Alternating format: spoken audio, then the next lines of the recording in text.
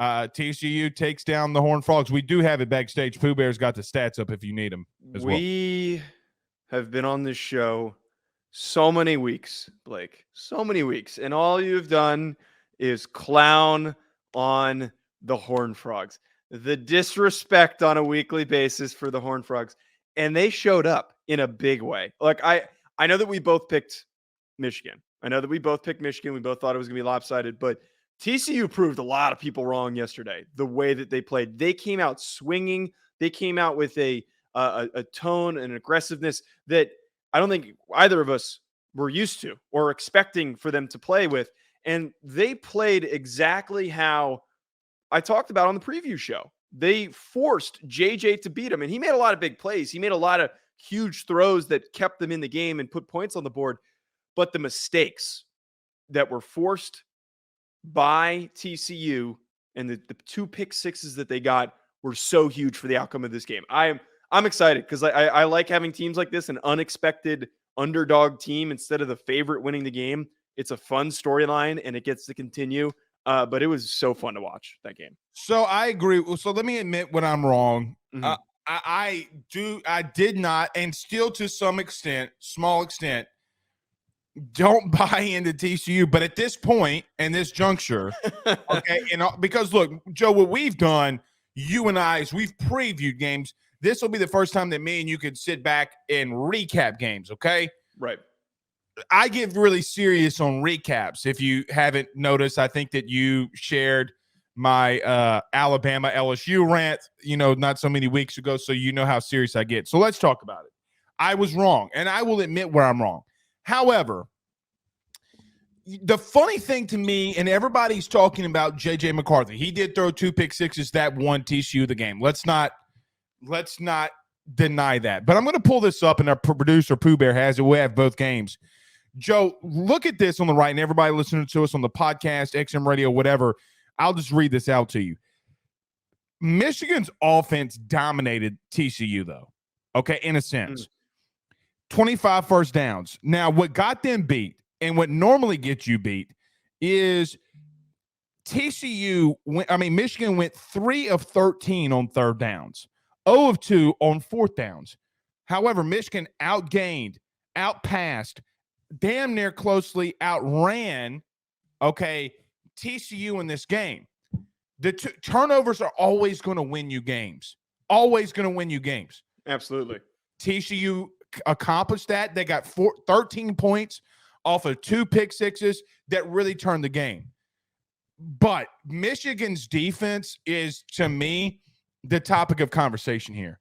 TCU literally ran the ball for 263 yards. They absolutely, Joe, we talked about in the preview that Michigan was going to be able to control the line of scrimmage. Boy, were we wrong, okay? It was on both sides, too. On both sides, too. I was so taken back by a 3-3-5 defense dominating the run the way that it did. Joe, they literally, if it was a play action, the entire box was coming. They did not care if J.J. McCarthy was going to throw for a first down. They made J.J. try to beat him. Well, they were just physical on both lines of scrimmage. But the Michigan defense, to me, when you have, I forget the number 3's name, but I remember his first name was Amari. He had like 150 yards on 17 carries. He had the big 69-yard run. The Michigan defense was, let's call it what it is, ass. They were so bad yesterday. I don't really want to blame Michigan's offense to some extent, even though the pick sixes, because at some point, you got to stop them from running for damn near 300 yards down your throat. And I think the other thing too, the rushing yards that they gave up is abysmal. It's terrible that was the performance that they put up, but they were on their heels the whole game. Right. And it wasn't just the consistent yards per carry clip that they were able to string together. They had a ton of splash plays, a lot of big splash plays. And that's the one thing you can't allow to TCU. That was what Kansas State was able to do, and why they were able to beat them is because they neutralized that. They did not give up those massive plays. But there was inconsistency with tackling. There was inconsistency with gap integrity. There were a lot of issues that showed up in this game. And I think the perfect example is that play that Quentin Johnson had, where it was a simple, I think it was like an out You route. talking about you talking about the little shallow cross that he took to the house, the 70-yard. Yeah, and he broke a tackle and he was gone. Like that's Right. the capability that they have. So if they don't tackle and they make those mistakes, that was what I think the biggest concern there is the lack of tackling, the lack of intensity. They looked like the big thing for me overall, and the defense definitely looked like this. That they were already looking ahead. They were already looking at Georgia. They thought that they could take this team for granted, and TCU came out swinging. And as much as we can sit here and identify, like we did on the preview, we tried to identify all of the advantages that Michigan had over TCU. I think you can check every box and say that they are a more talented team at probably every single position group.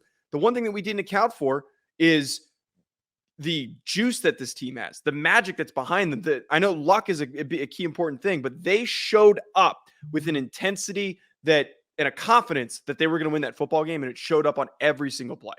I agree with you. That's something we didn't talk about in reference to, I guess we didn't talk about it because if you're Michigan, Bud, you're in the playoff. Like, how in the world can you look ahead of anybody? I mean, I know that I've taken a Rudy Poo all over TCU all year, but I'm not on Michigan's team. Like, what are you doing? And let's not, again, I see a lot of people, Joe, blaming Harbaugh's offensive game plan. I'll be honest. I don't think the game plan was ass. You can't score that many points and say that the game plan was bad. Because I look over at Michigan, so I rewatched the game today. Donovan Edwards had 23 carries, 120 yards, 5 yards per carry. Now, were they too cute in the red zone? Yeah. Now, you can make that. But again, you got to make stops. Like, you had to make stops. Like, everybody looks at Harbaugh's like, oh, it's his fault. Yeah, it is his fault. He's the head coach. But defensively, it's their fault. They just gave up. And they just did not bring the intensity, the heat, nothing. Now, I don't know if this translates for TCU to Georgia, but let me tell you what it does translate to. The Big Ten's got to get – or not Big Ten. Michigan's got to get weapons on the outside, Joe, that are more explosive. I did not realize. Now, maybe this is because I just don't focus on the Big Ten as much at times. It surprised me their lack of weapons on the outside. TCU, let's call it what it is, out-athleted them. So that was where the one advantage that they have is they were not as physical up front all year, and their offensive line, their defensive line wasn't going to match up well. But to your point, they have so many athletes at receiver and so many different guys that can pick up these huge chunk yards, and that's what they've leaned on the whole year. I don't know why, but I have like this weird sense that Michigan's kind of built like a Clemson team, like the current Clemson teams, where that really game was identical to the way that Clemson couldn't score against Tennessee. Yeah. Tell me that Michigan, you didn't feel the same way. I just felt like when they needed a big catch, I didn't know who they were going to go to. Like, I don't know Ronnie Bell. Like, I just don't know what major explosive options they had.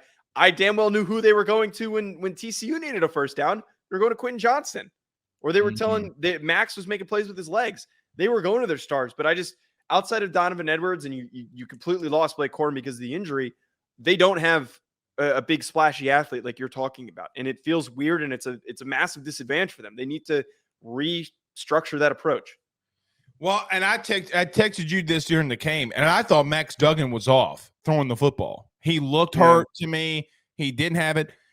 TCU didn't have another receiver outside of Quentin Johnson that had 40 yards receiving in the entire game. But regardless, they were balanced. I mean, he was almost damn near 50% completion. He also had 2 interceptions. So what's crazy is they just found ways. And you know what the crazy part of it is, from an LSU perspective, LSU fan perspective, as we do that show as well, what's funny about that is when you watch a Max Duggan or a CJ Stroud and people say, well, Jaden Daniels is ass, or quarterbacks that run are ass.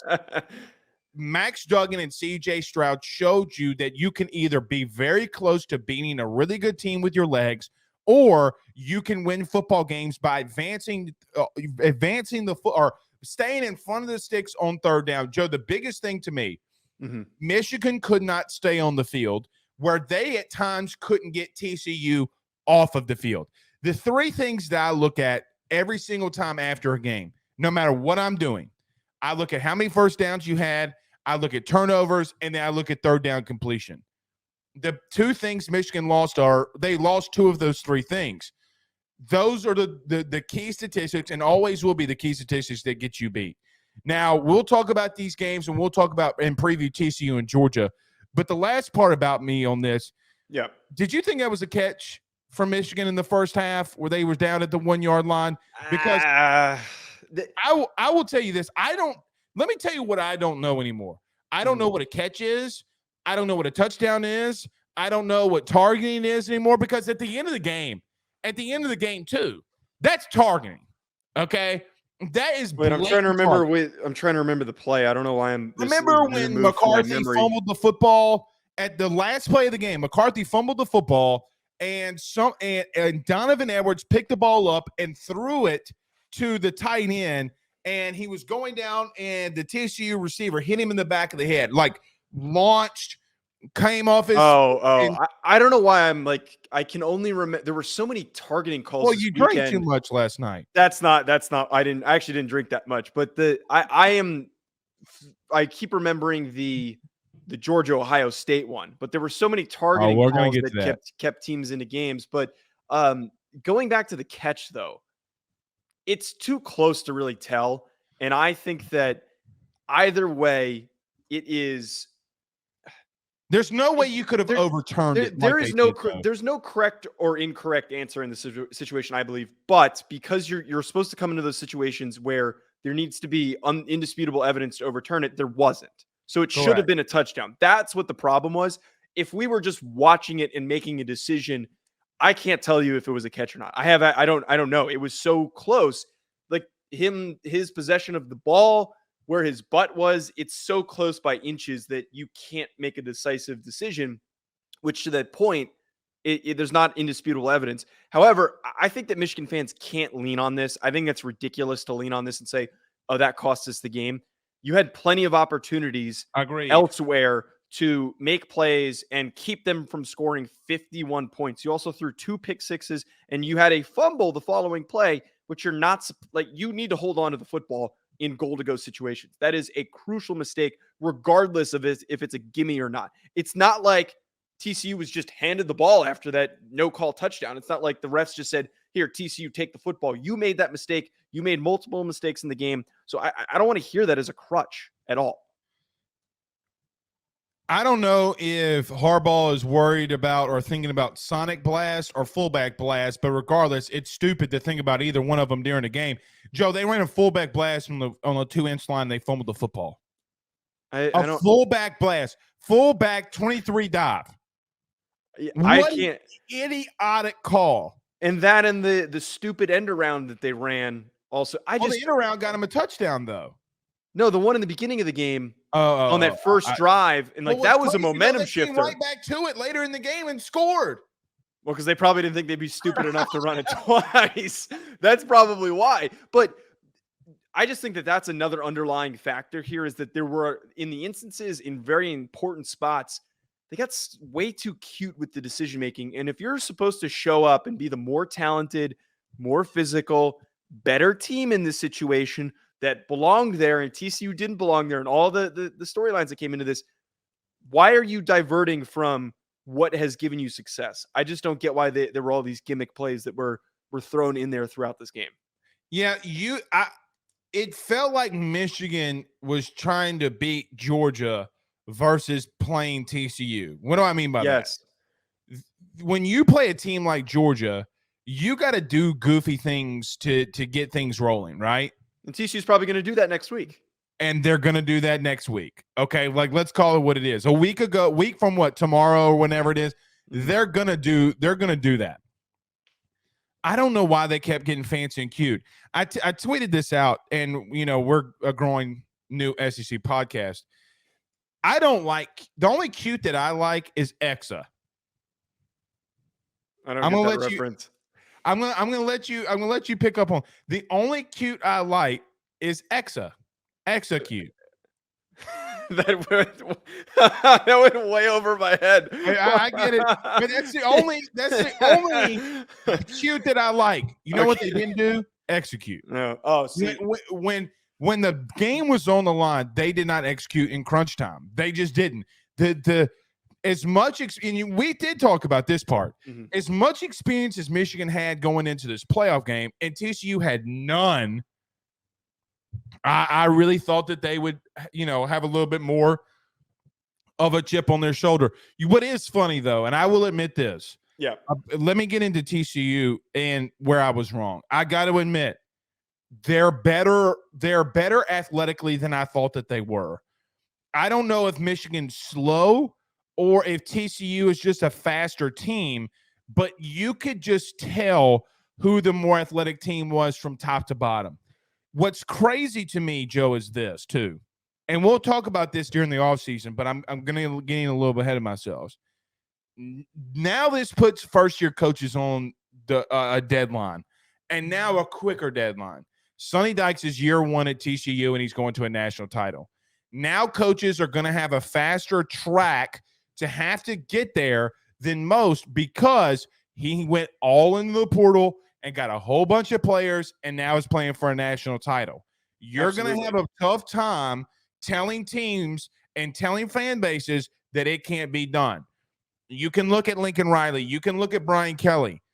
But the ultimate thing is this is going to change up college football for a lot of coaches because now Sonny Dykes is playing there. I got to give them props where props is due. They're a good football team. I've been ragging on them all year. I still think they're going to have – I will wait, I guess, to a preview until we talk about that. Mm-hmm. But I was stunned. I'm just stunned, really, at how good that they played. And it's such an unexpected outcome because, again, everybody said every show said the same thing. No one picked TCU. No one was picking TCU. But, again, the one thing that we didn't account for is that when you have a team that is cohesive and playing together, it was so blatantly obvious which team was more cohesive. It was so obvious which team was rallying behind them, their guys and together to win that game. There was such a noticeable, palpable difference between these teams in this game. And I think a big reason why they're such a strong unit is because of all the hard games that they've had to fight through to win. They've had to come back and win so many close games. And that, to me, I know that the odds of doing that in every single game and finishing games like that are very low, and it's tough. And at some point you're going to make mistakes. You're going to lose like they did against Kansas State, but it still rallies a group. And they stepped up like they've been playing in tough games all year. And frankly, you know what the opposite side of this is? Michigan looked like they haven't been tested at all. They look like they looked so soft, which is unexpected in certain aspects of the game. But they just looked like they weren't tested. They didn't know what to do when they got punched in the mouth that early. And when TCU went up as quickly as they did fight back. But you just did kind of see that difference in how those teams work together. I will say this too. TCU's DB room is pretty damn good. Now, Carlton Buckles, who was at Southeastern the year before your boy was there, from Amite, Louisiana, he's been a lot of places, played at LSU. They did go get a lot of guys that a lot of people in the South looked over, okay? A lot of 3-star recruits. But I will tell you something. If Stetson Bennett's going to have an issue with Ohio State and Georgia's going to have some relative troubles against Ohio State's DBs, TCU's not a slouch, okay? So we're about to get into this Georgia and Ohio State game, but I will give TCU this. On the back end, they're one of the better teams that I've seen. Now, I had not watched them as much as I had been, but you could just tell that they're very explosive, very quick, and very dynamic, and they got a lot of playmakers back there. That's going to be a key for them, in my opinion, next week or in 10 days. Yeah, so before we do make that transition, the final point here with TCU and Michigan, we can't lean on the thing that we all said going into the Michigan game ahead of Georgia. We can't sit here and say that they're not physical enough because they heard, it's almost as if they heard everyone everywhere saying that. Every talking head made that statement, and they said, all right, bet, watch us go to work, watch us show up, and watch us smack a team and fly 100 miles an hour like a bat out of hell on every single down and make plays on offense and defense. We can't use that anymore going into this game.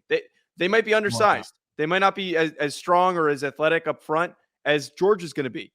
But again, the juice that they play with, the energy that they play with, they bring the physicality, even though they might not be built to do that. Wow. Let me just say this, because I'm not going to shit on TCU again. I've taken my. Yeah, you can't make that mistake. I can't make that mistake again. Are they Michigan physical or are they Georgia physical? Because there's a big difference. Now, what's funny about this is Sonny Dykes said some really interesting words about the SEC. Oh, now things get very spicy going into this game. Things get really spicy. And one thing you can't do to an SEC team is start saying the SEC sucks. Because, and let me say this too. I am never trusting a team from the North in college football ever again. I'm not doing it. I told you that the other night. I do not trust teams from the North. Joe, you know who's winning college football right now? The South.